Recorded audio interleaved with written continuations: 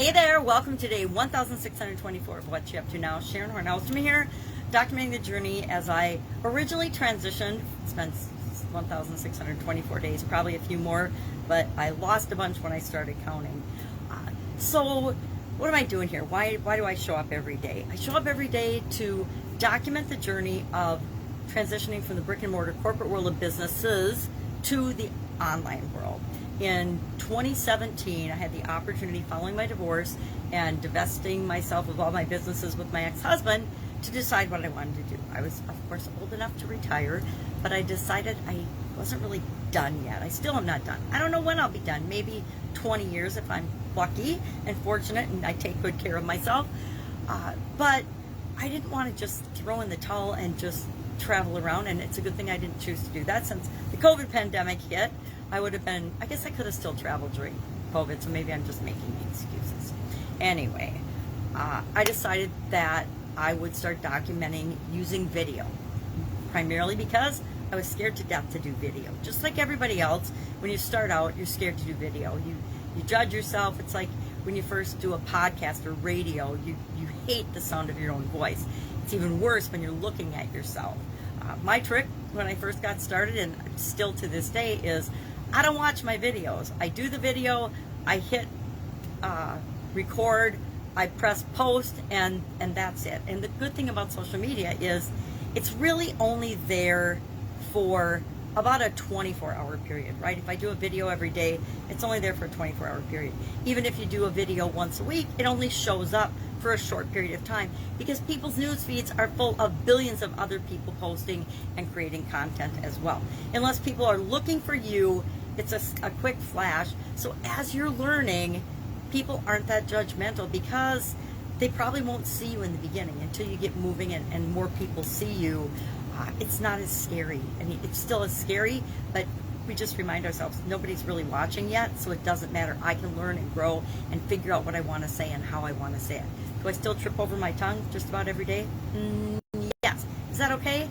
Yes, because I do that in real life, right? If I'm not talking, if I'm not making videos or podcasts, if I'm just talking in a conversation, I might say the wrong word. I might trip over my tongue. I might use a tone of voice that isn't perfect, but that's how we learn and grow over time.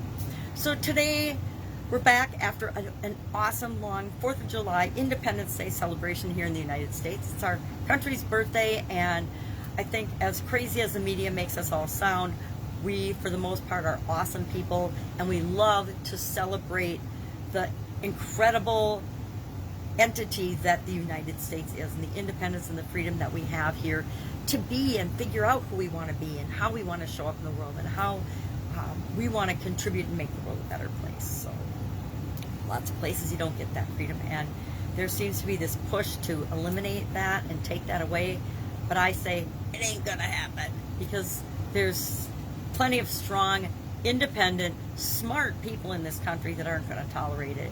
You know, we're not going to choose to participate in things that are doing us harm. That's just crazy. So our idiom for Supersize Your Business today, every day for, I don't know, probably over 1,000 days as well, I've shared an idiom in my Supersize Your Business group. I started doing it when I was moving. I needed a way to share content with the group, and I didn't want to miss a beat. I wanted to hold myself accountable through changes and challenges and through moving. So I had found a book of idioms that were my kids, and they never even cracked it. I had gotten it from the Scholastic in junior high, and I thought, well, this is kind of interesting, because I had never really thought about, and we all use idioms, right? We all use them as part of our everyday conversations, but what ones do we use? Why do we use them? Do we really know what they mean? I certainly didn't know where the vast majority of them came from. And so it started to become kind of a fun activity and challenge. And at first I was just going to do it for a month or two while I was moving. And then of course that month or two stretched into 6 months, because things always take longer than we think they're going to, right? Oh, we'll move and fix up the house and it'll be sold in 2 months. No, because I won't even go into why, because there's reasons that outside of my control that took longer than expected, desired, or required. So I ended up doing it for 6 months. And then I was to the point in the book where I wanted to challenge myself to do all of the idioms, because some of them apply to business really easily, right? Charity begins at home. You can easily apply that to your business. That's ours for today. But a lot of them, many of them have, it's a stretch to figure out how it applies to business. And I would say that over the 1,000 plus that I've done, there have been some that are so hard and such a stretch. Well, now that I ran through the whole book, I think there were 634 idioms actually in that book. It was 600 plus. Once I went through the whole book, and after that, I started to pick more business-related idioms and topics. And this year, I'm picking a topic each day of the month that coincides with this year's annual challenge, which is the BU 365-day challenge. And it's to do one thing every day that improves us. And I'm like, if I can get myself and other people in the habit of just doing one teeny tiny thing every day to be a better version of ourselves, guess what? That's going to have an incredibly huge cumulative effect on myself as well as other people. If we're all getting better, guess what? That's inviting people around us to do better and be better and improve in just a little bitty way every day. And maybe it's you're a curmudgeon and you just start smiling at one person a day. And then pretty soon you'll find yourself smiling at 2 people a day, then 5, then 10, then how many ever. And that, again, has a rippling cumulative effect on the world. So it's just a little way to make the world a better place. So our topic for Charity Begins at Home was our idiom for supersize your business. And I talked about really 2 things that really came to mind with that for me is 1, treat people the way you want to be treated. And if you're not, check yourself. And number 2, take care of your people. That includes yourself, of course. Pay yourself first. But also, take care of your people, because if you're not taking care of your family, your friends, and your employees first, and this was again with respect to business, if you don't take care of your employees, they are not going to take care of your customers. And if you don't take care of your customers, and if your employees don't take care of your customers, you're not going to have customers, and you're definitely not going to grow and supersize your business. Then as far as other relationships as well, that your vendors, your suppliers, your regulators, as tough as that is sometimes, your distribution chain and channel, anything that you outsource, your business associates and partners or joint venture things, or etc. We need to take care of those people, right? Or they're not going to do business with us. So that's a fun one.